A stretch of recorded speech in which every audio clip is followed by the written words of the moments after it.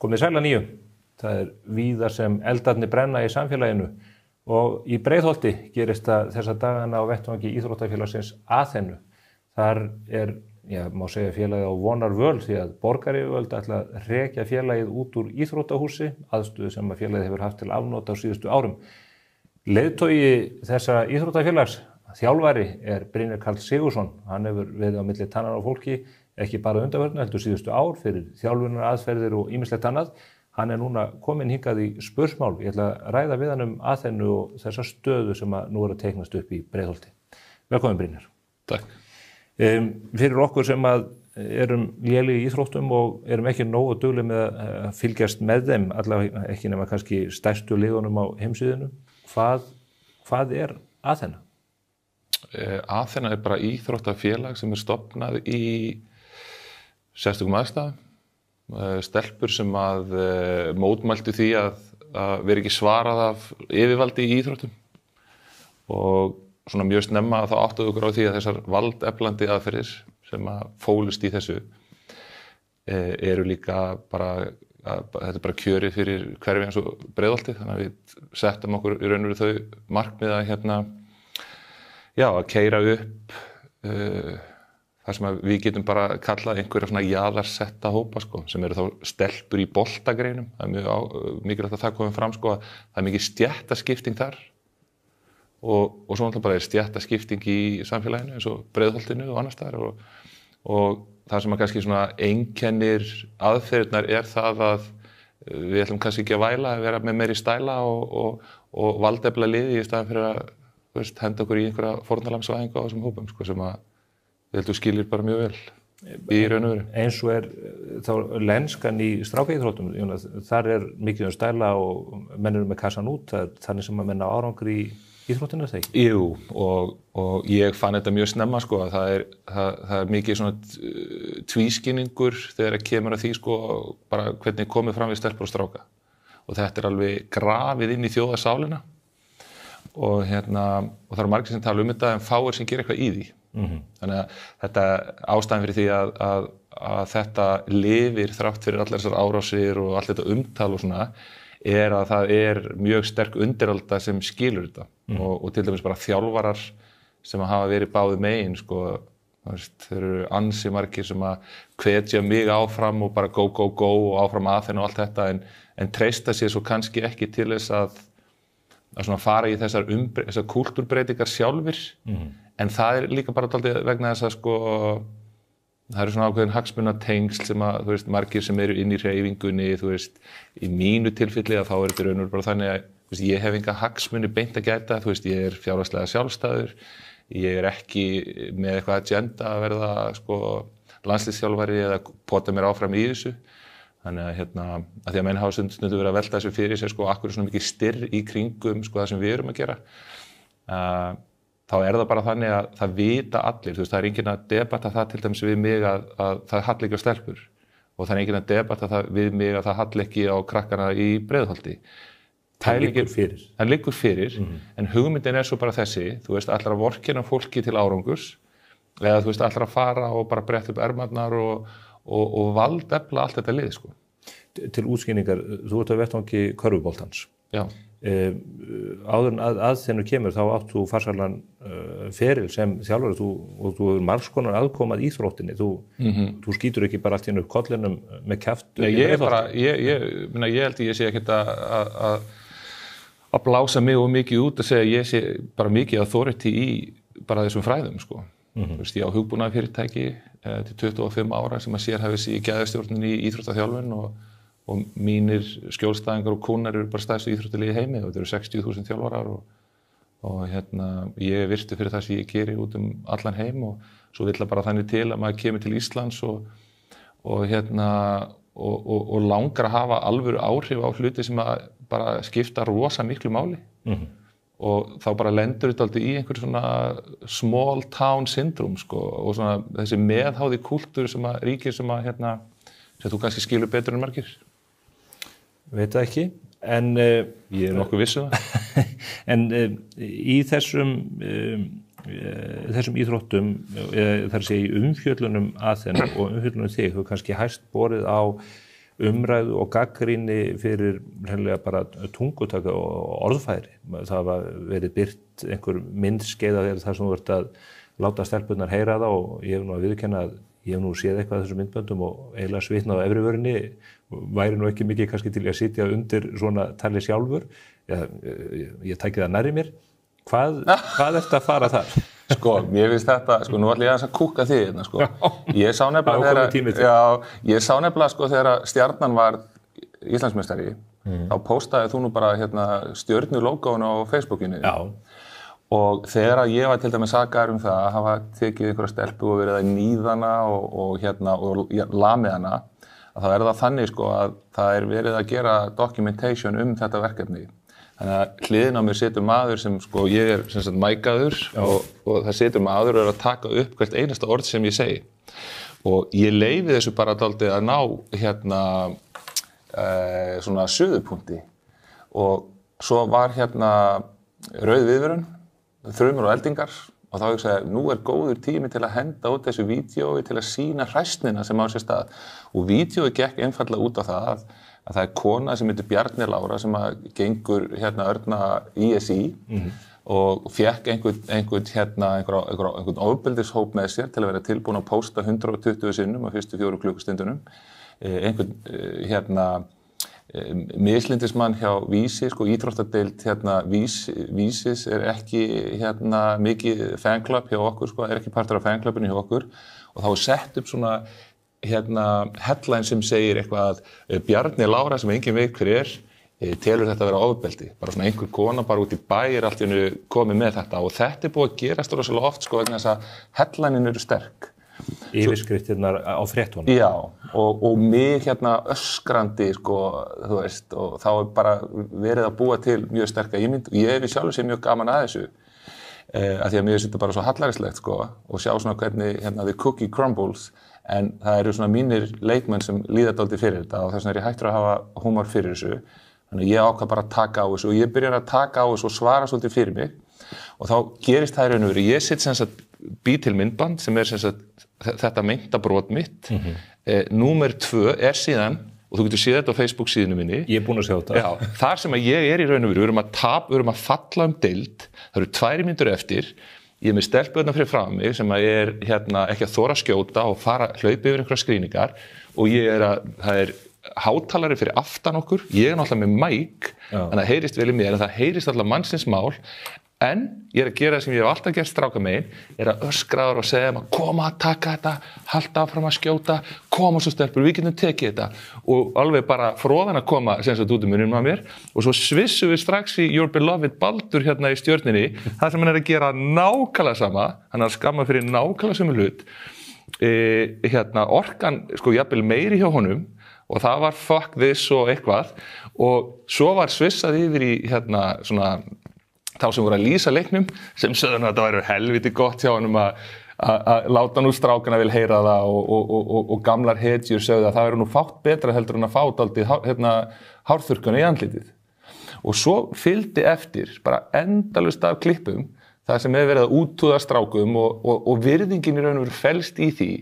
En svo til dæmis bara, þú veist, það má taka mig og það má taka þig og það má taka mig, strákana hérna og jarða okkur og kalla okkur hérna öllum illum nöfnum sko og hérna, en svo þegar það kemur af sko stelpunum sem eru í körfunni þá fattar fólki, þetta mjög dulinn sko, þetta mjög svona þetta kvenfyrirlitning og sko það á í raun og veru að koma fram með þær eins og að séu börn og svona ef við viljum fá jafnrétti já, við sem bara kalla það ef við fáum jafnrétti í þetta þá þarf það að vera á öllum sviðum sko, þú veist, það þýðir ekki bara að vera með að því að sko stelpurnar í raun og veru tap á þessu þegar einhver segir að gildin í kvennaboltanum í körfubolta sem frekju íþrótt í grunninn séu einhver sko önnur, þú veist, þess að þú færir í hnefaleika en sko í hnefaleikam þá væri sko önnur gildi sem að hefðu með það að gera, þú ættir ekki að vera ákveðin og aggressífur og eitthvað svoleiðis. Þetta frekju íþrótt. Sko.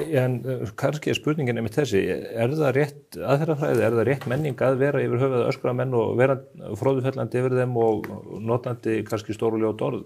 Alveg. Kannski vandinn frekar sá að menn ættu að færa tungutæki nær kvennaboltanum? Alveg klárlega. og sérstaklega vegna þess að, og ég hef alltaf til dæmis talað það sko að þetta mjög góð spurning sko. Við tökum til dæmis tölum yngri flokkana, þú veist, þá til dæmis byggir mín hugmyndafræði rosalega mikið út á því að fá það sem við köllum svona tilfinningalegu sveigjanleiki. Og nú kemur þú í liðið mitt og 12-13 ára. Og ef ég vissi hvar þú ættir eftir að vera eftir nokkur ár, þá þarf ég að búa þig undir ýmislegt. Ég þarf að búa þig undir það að vera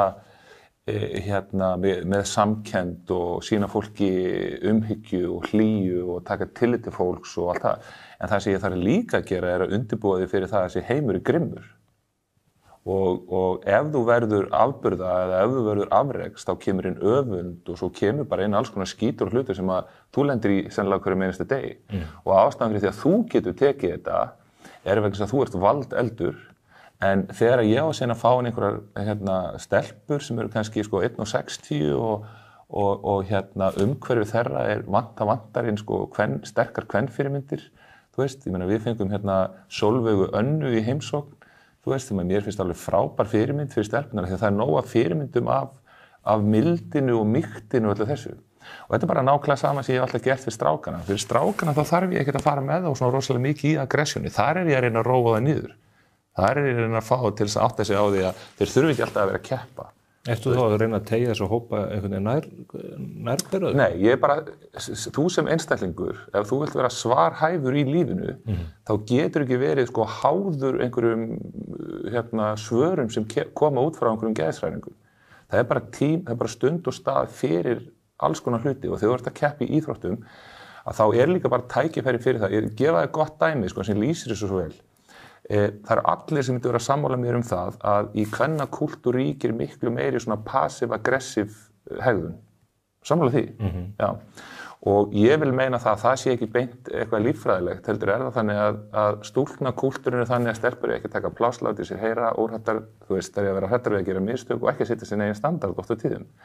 Þegar ég hef síðan fengið inn stelpur hjá mér, þá hef ég verið í raun og verið að búa til ákveðið svigrúm þar sem þær geta gagnrýnt hvort aðrar og svo fara þær að keppa og svona þetta aggression og líka eitt mjög áhugavert að tala það að konur sé ekki aggressívar.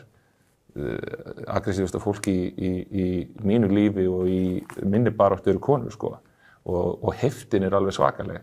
En þegar stelpur til dæmis fá að vinna með þessar geðshræringar og ná tökum á þeim og skila þeim beint fram þar sem eiga heima og svo framvegis, þá býrðu til minnst aggressívasta stelpuhóp sem þú nokkuð tíma séð.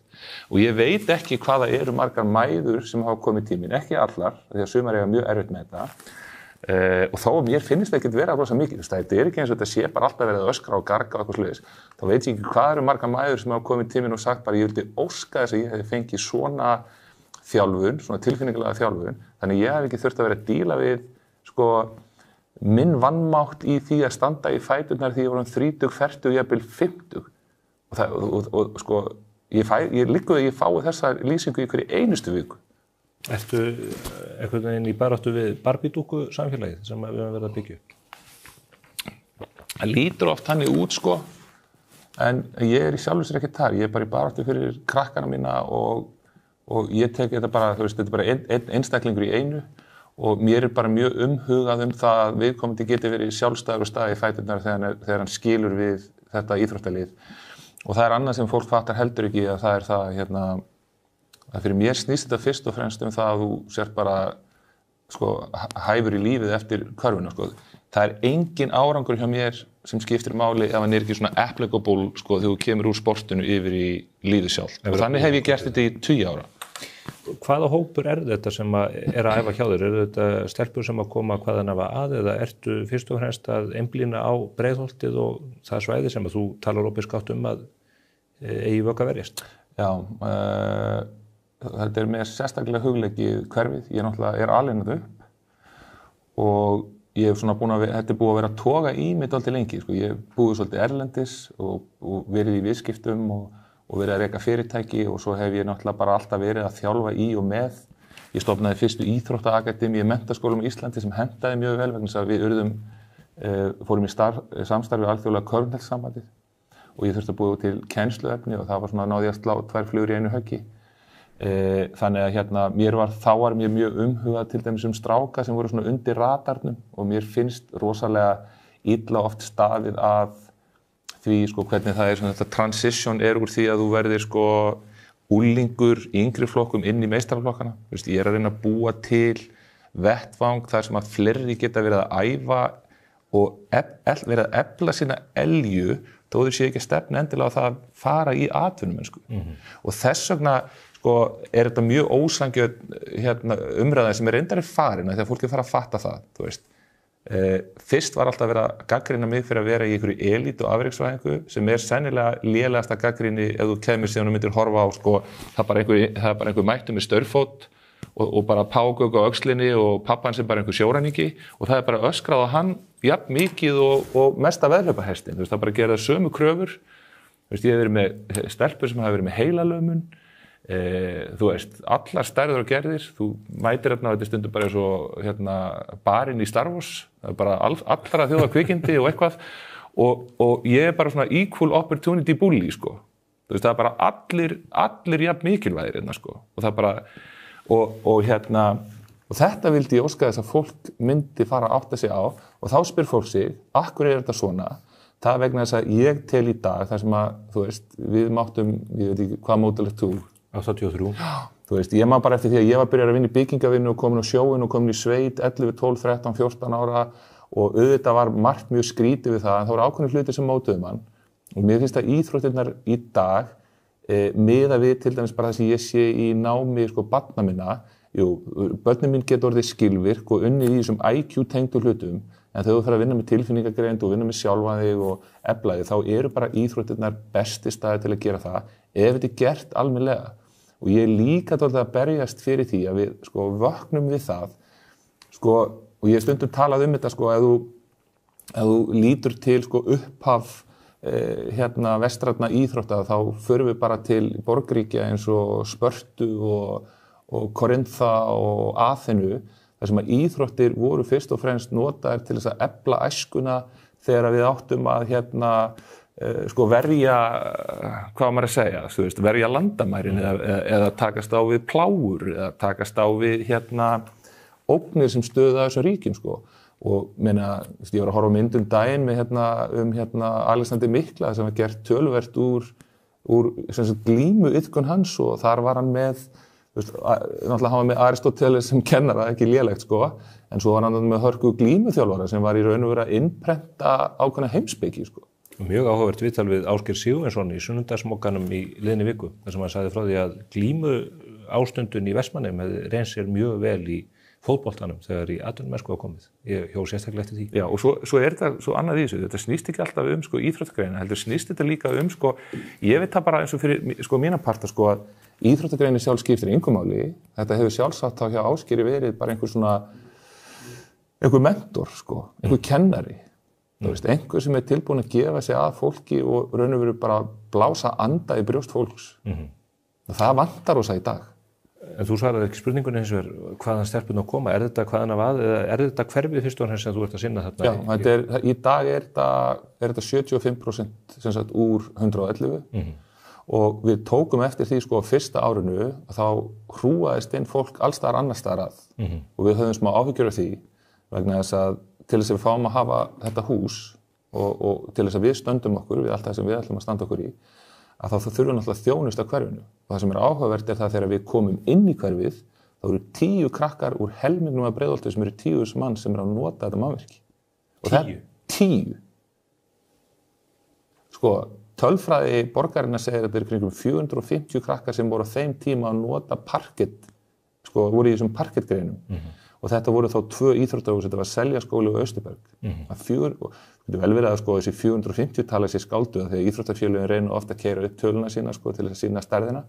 En það breytir engu sko að í opinberu tölum sko 450 krakkar í parkettgreinum, þar af 20 og eitthvað krakkar sem eru úr þessu 10 manna hverfi. Og þetta allt í boði borgarinnar og ég búin að vera fylgjast með þessu í 20 ár og þetta hrapar og svo það sem að gerist vegna þess að menn mæta alltaf með einhverja ninja reiksprengju sko þegar koma kosningar og blinda kjósendur sko að þá bara sagt Já, en við vorum að hrinda á stað hérna einhverju verkefni. Sko, fyrsta verkefni sem ég sá hleypt af stokkunum var fyrir sennilega 18 ári síðan þegar vandamáli var tungumál. Já, við þurfum að setja plaggat með öllum hérna tungumálunum.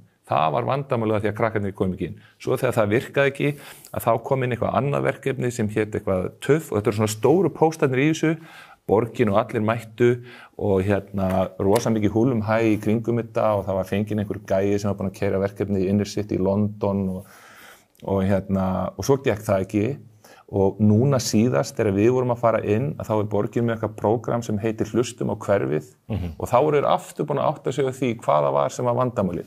Það varu íþróttagreinirnar, þannig að það var að gera skoðanakönnun og ég ekki að grínast því ég segi að það sem kemur út úr þessu var að Kung Fu var íþróttagrein sem að margir vildu fá og ég hugsaði bara, það þá fólki frá Asíu? Það átti að vera bandi og svo átti þetta að vera blag og ég er búin að vera í þessu í 37 ár. Ég veit hvað skiptir máli í þessu. Skiptir ekkert máli pluggutin. Það skiptir ekkert máli einhverja miðstýrðar pælingar. Það skiptir einhver máli hvað íþróttagreinir í gangi. Allan tíman sem vantaði þessu öllu saman var stigvél á jörðina.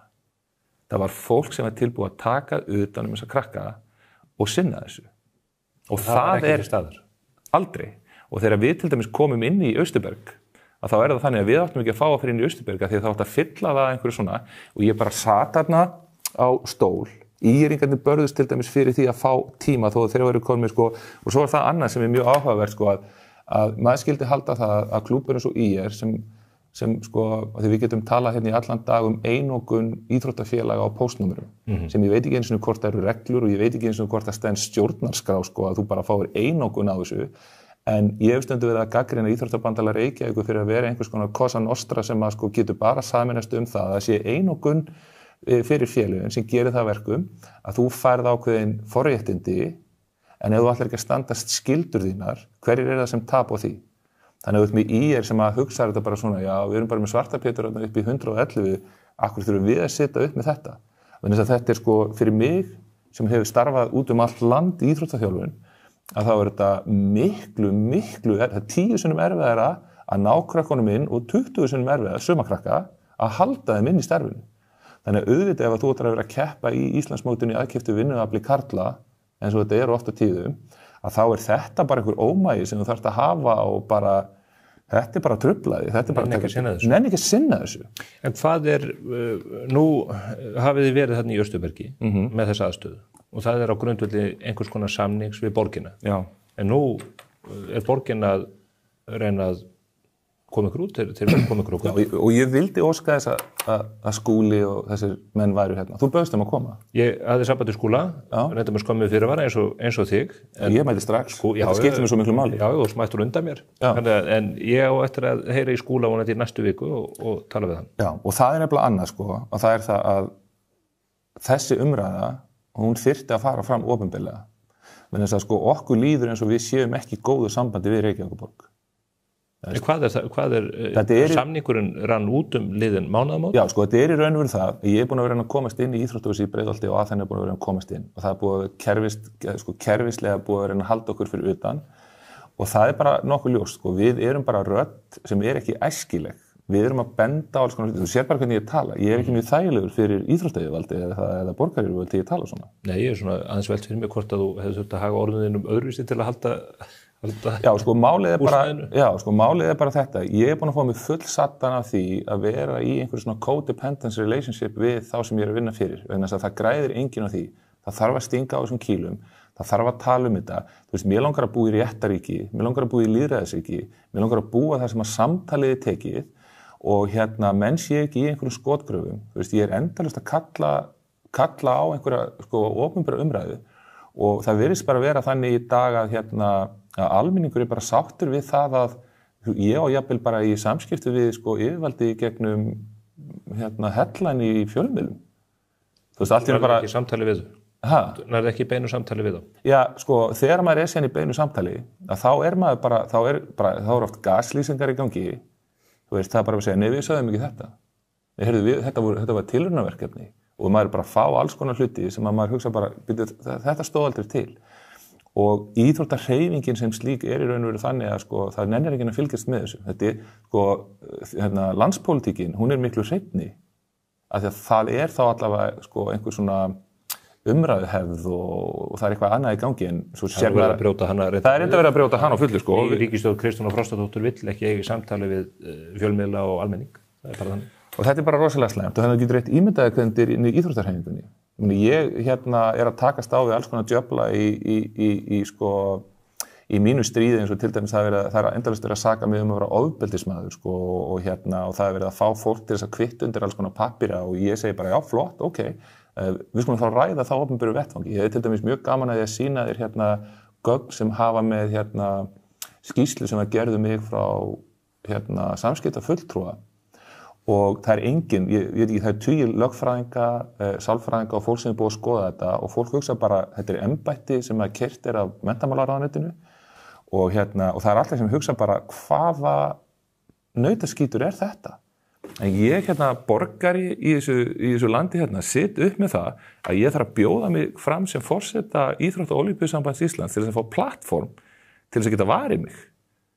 Vegna þess að sko, það væri eiginlega mjög áhugavert að við myndum fá einhvern til þess að fara til dæmis í gegnum þetta og þetta til dæmis verkfæri sem notað fyrir sko, borginni að reyna að vísi þetta þegar hún hendir á mig sko, þegar hún komin út í hotna þegar það eru litla stelpur á mótmæli fyrir utan ráðhúsið að ég skrifa undir einhverja mannréttindastefnu borgarinnar. Í hverju á ofbeldisfélags, það tungutækið? Það þjálfunar aðferðin? Já sko, erfiðasta gagnrýnin í þessari skýrslu eru 3 nafnlausar mæður og málið bara þetta og alþjóð má bara vita það að ég geri mjög miklar kröfur til fólk sem kemur til mín vegna þess að ég geri mjög miklar kröfur til sjálfsmins og ef að þú ætlar ekki að standa þig í því að valdefla dóttiðina að þá mun ég gefa þér mjög svona beinskeytta endurgjöf á það vegna þess að ég ber hagsmuni dótturinnar fyrir brjósti og ef hún ætlar ekki að maður þetta á æfingar og ef hún ætlar ekki að sinna því sem í gangi þá mun hún verða eina af þessari tölfræði að detta út úr íþróttum langt fyrir aldur fram og ég veit að þú vilt það ekki þannig að þú verður að gera það í brók og þú verður að styðja við hana og hjálpinni í gegnum þetta því að það eru allir til þess að hjálpinni og það verða sumar mæður móðgar og sérstaklega þær eru uppeldismenntaðar eða jafnvel sálfræðingar. Þegar einhver alfa hundurinn mættur að vera að segja þér að þú sért ekki að standa því og sért að þroskast til að barnið þitt. Og þetta svona pinkulítið þess að ég vera að lendi í. Þannig að það ekki beint verið að saka mig ofbeldi en það bara alltaf verið að saka mig að vera erfiður. En þú viðurkennir það alveg? Ég heiðarlegur og það erfitt fyrir suma. Aftur að Austurbergi. Þau ætla ekki endurnýja við ykkur samningi? Nei, svo gerist það í raun og veru að við komumst þarna inn. Sko stuttarsagan í raun og veru bara þessi. Þú varst að þjálfa stelpur upp á Kjalinu og þú varst eiginlega á rakhólum með þessa starfsemi? Nei, sko málið var bara þetta. Þegar Aþena stofnuð 19. júní 2019 á kvennadaginn að þá fáum við ekki hús. Ég finn tíma í Fellaskóla sem í Breiðholtinu og ég hef einmitt sambandið í Íþróttabandal Reykjavík og segi, heyrðu, hérna eru tómir tímar og hugsaðir, það er 17% þáttaka stúlkna í hverfinu í íþróttum og við höldum meira að hún sé lægri vegna þess að þú mátt nota þetta tekið út frá frístundastyrki og þú mátt nota frístundastyrkin í til dæmis pólskunám. Þannig við vitum ekki einu sinni hvort allir sé að skila sér inn í íþróttirnar og Íþróttabandar Reykjavík segir, já þetta frábær hugmynd en því miður þá IR með einkaleyfið á þessu og finnst þér IR vera að standa sig í þessu hverfi? Skilur hvað að fara? Hverjir eru það sem tapa þá á þessu? Það eru þeir sem eru jaðarsettir. Og þetta þessi kerfisbundna jaðarsetning sem í gangi þarna frá. Heyrðu, við finnum einhvern bunker út á Kjalarnesi, þar sem að sko þakið lag, gólfið var ónýtt, rottur voru að éta boltan okkar, skítakuldi og stelpurnar sem að vildu stofna klúbbinn, sem ég raun og verið þjóna, tók strætó í 90 mínútur í 3 ár til að spila 3 á móti 3.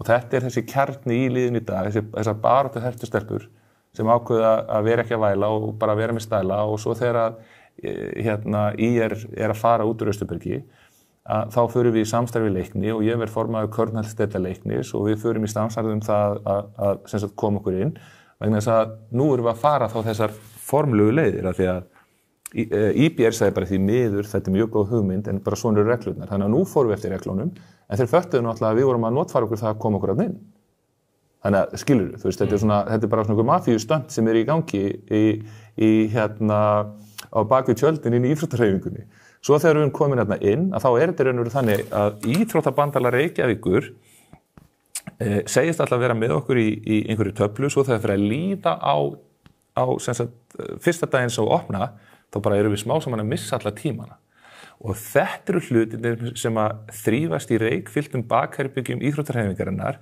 að hvað á ég að gera þegar ég mæti síðan, svo enginn sem talar við mig og ég segi, akkur tímandinn að hverfa og engin svör svo ákveðin uppákoma þar sem að ég næja að konfronta ákveðin mann til þess að hann viðurkenni það fyrir mér að þeir séu ekki með íþróttahúsi lengur, þannig að hverfamiðstöðin kom með þetta, við förum inn í hverfamiðstöðin segir, við vitum ekkert hvað við erum að gera við þetta, taktu þetta nokkra tíma og svo eins og ég sagði, þá biðum við fyrsta ári og þá er búið að skemma fyrir okkur byrjunina.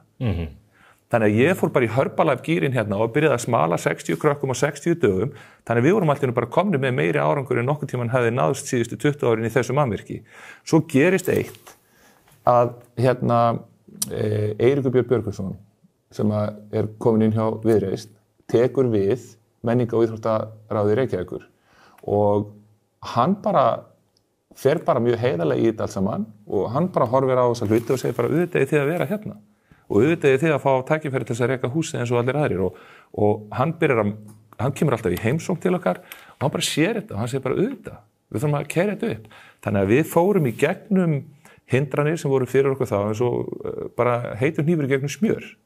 Svo hann kosinn á þing núna áramót og þá gerist það að gömul öfl koma aftur inn og þá það jafnvel einhverjir aðilar sem hafa verið móðgæðir þegar við erum í raunverki að gera neitt annað heldur en að benda fólki á hvert hlutverk þeirra og hlutir gegni ákveðinni svona réttlætis og sanngirnis af því að þú veist, við erum ekki, það er ekki verið að vinna með neitt annað heldur en sanngirni hérna sko og þá bara allt í enn það þannig og til að lýsa þessu hvað þetta er ömurlegt samband að vera í að því að sko þú átt af því ég prívat og persónulega að fjármagna þetta batteri með nokkrum styrktaraðilum ég maðurinn sem hérna að þjálfa reyndar ekki í vetur, ég lenti smá meiðslum í vetur og stelpurnar mínar sem í þessum meistaraflokki sem eina ástæðan fyrir að við höldum út í meistaraflokki báru hitan og þungan að þessum vetri í þessari þjálfun sem náttúrulega glæsilegt með yngri stelpunum og allt í einu erum við bara konum með fullt af þjálfurum og allt hangir þetta á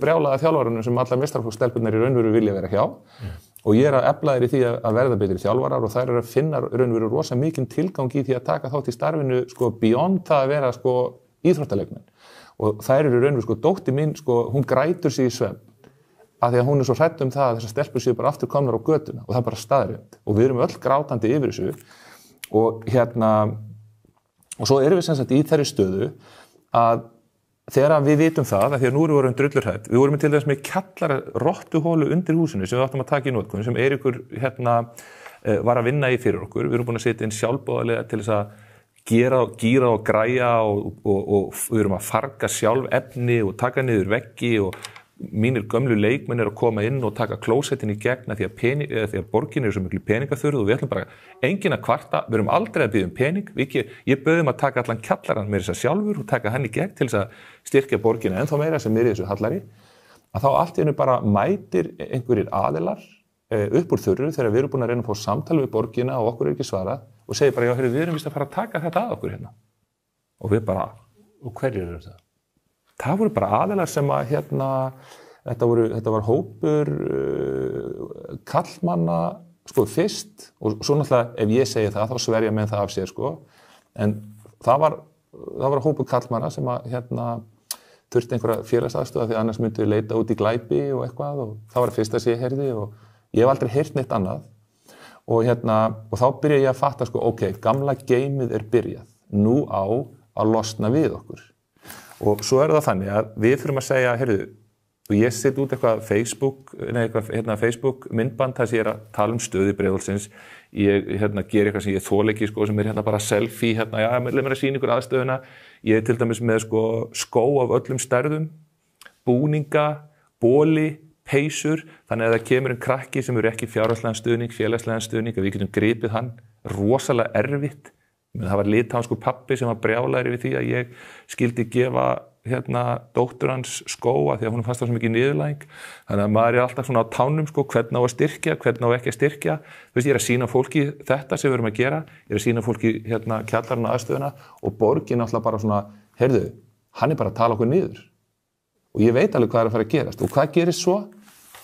Við fyrir með samtal, okkur ekki svarað, við fyrir að láta meiri okkur heyra, við fáum einhver smásvör og allt í einu erum við komin á enda samningsins. Þannig að hugsaðu þetta, skemmdarverkin sem átt sér stað það, ég ætlaði að vera með eitthvað sem við köllum AIBCA, Athena International Basketball Coaches Association, sem ég bara gerði með fyrirtækjunum mínum, sem þannig að ég tek inn þjálfara að utan, við vorum í japanskan og bandarískan þjálfara sem voru í þessu í vetur, sem eru bara í læri hjá mér, við fáum ódýra þjálfun í staðinn, ég bæti það upp með því að efla þá sem þjálfara og þeir nýtast inn í hverfið. Við erum með ætlum að vera með íþróttaakademíu í þessu hverfi, við keyptum stóla og borð fyrir 2 milljónir, allt í einu bara vitum við ekkert hvað í gangi. Við getum ekki skráð okkur og haldið mót næsta vetur af því að samningurinn allir í uppnámi. En ákveður ætlaður ekki að segja mér hvaða skýringu gefa þér? Það að því að þú undirritar ekki þennan bara samning mannréttindi? Já, sko, nei, fyrst þetta nefnilega þannig, það ekkert samtal og við vitum hvað að fara að koma, en þeir segja ekkert að þeir sé ekki að fara að endurnýja samningin, þó að við séum að brillera. Þetta besti rekstur og íþróttahúsi sem þú finnur. Við erum með þvílíka fagfólki í því og þú eru átt á því að við erum á tánum sko. Við erum ekki að fara að stíga nein feilspor í þessu. Og svo er þessi fjölgun og nota bene, fjölgunir okkar, við erum með húsið frá 3 til 6, þetta eru 3 klukkutímar. Og eftir það kemur sér meistaralokkur til 7:30 og við erum ekki með húsið lengur en það. Á þessum 3 klukkutímum erum við búin að vera þá með náðs upp í 100 stelpur og verðum með 130 stelpur af því að trajektorið okkar þannig næsta haust á 3 klukkutímum. Þannig að með við 10 krakkar sem voru í húsinu og sko metnaðarleysið sem ríkir sko varðandi þessa krakka, frábær hópur að vinna með nota bene. Því að menn alltaf svo fúlir halda í sig að tala um Breiðholtið. Ég ekki að tala um Breiðholtið, ég að tala um metnaðarleysið í kringum þessa krakka. Þetta er svo mikið þakklæti, svo frábært að vinna þarna. Svo bara þegar við erum viku áður en samningur rennur út, að þá kemur bara svona, þið verðið ekki með nafnið ykkar á samningnum. Og þá er ég í sko alltaf því ofbeldissambandi og á að treysta því, og þá segir bara eitthvað svona, já heyrðu, við ætlum bara að setja Leiknir á þetta og við erum í góðu samstarfi við Leikni, en Leiknir er náttúrulega úti og við erum inni. Og svo er Leiknir með einhvern svona black hope af útlendingum. Máttu þið ekki vera á samningnum? Hvað heldurðu? Hvað myndirðu giska á? Ég get ekki skilið það.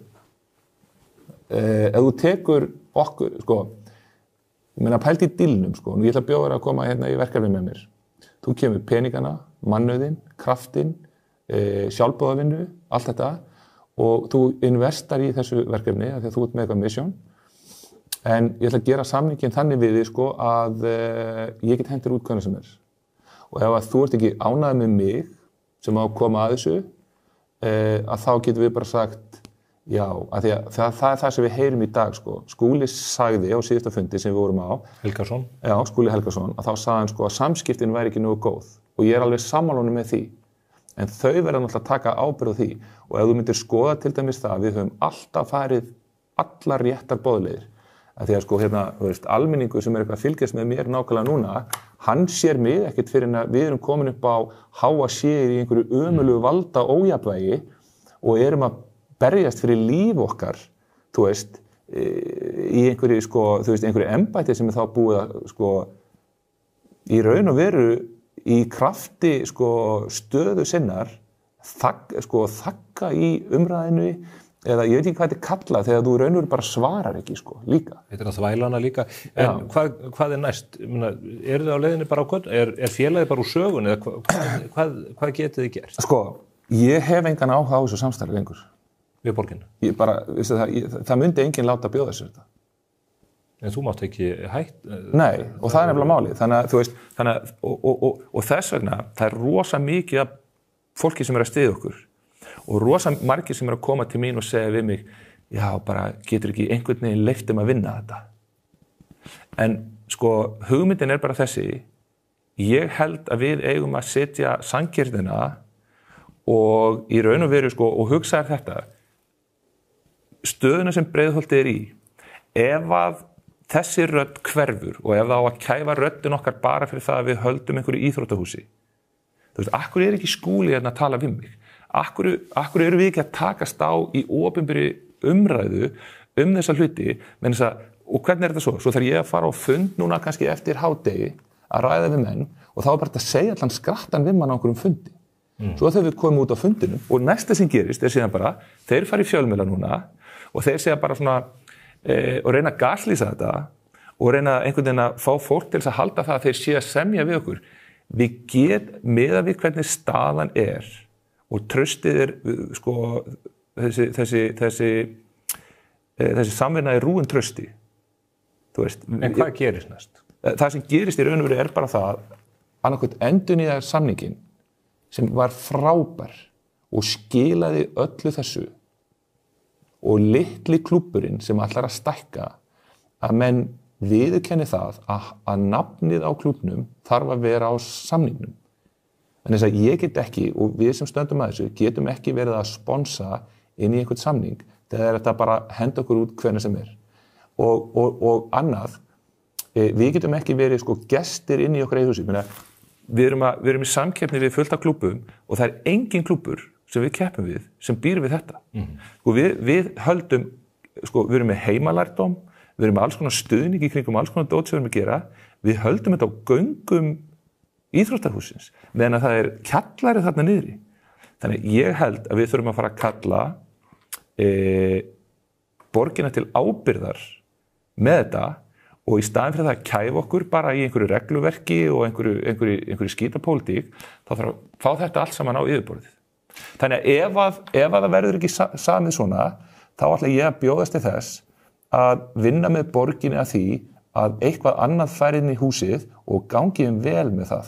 Þeir vita ekkert hvað þarf til þess að keyra þetta í gang. Brynjar Karl, ég þakka kærlega fyrir samtalið. Ég er búin að tala svolítið mikið þetta. Nei, bara alveg passlega. Skúli Helgason búinn að gefa ádrátt það að hann mæti hér í næstu viku að ræða við mig þessu mál. Það getur bara verið of seint. Það aldrei of seint. Heiða Björg Hilmisdóttir og hennar aðstofamenn kunna hins vegar ekki á tölvupóst, þannig að það gott að Skúli skildi svara. Þakka fyrir komuna, gangi ykkur vel með þetta og ég alveg sannfærður að þetta ekki endalok þessa góða íþróttafélags. Von ekki. En þá ekki meira á vettvangi spursmála þennan ágæta föstudaginn, en áður en ég kveð ykkur þá minni ég aftur á bókaklúbbinn góða sem við settum af stað í apríl og eru 1100 klúbbmeðlimir komin í núna. Við lukum við umfjöllun Kúbudeilunnar 1962 á frábænum fundi núna miðvikudaginn með Birni Bjarnasyni. Nú ætlum við að taka fyrir bókina 1984 eftir George Orwell. Þetta ótrúlegt verk sem sístætt og á erindi við okkur ekki síður í dag en þegar hún kom út rétt eða skömmu eftir seinni heimsstyrjöldinni. Fylgist þið með og góða helgi.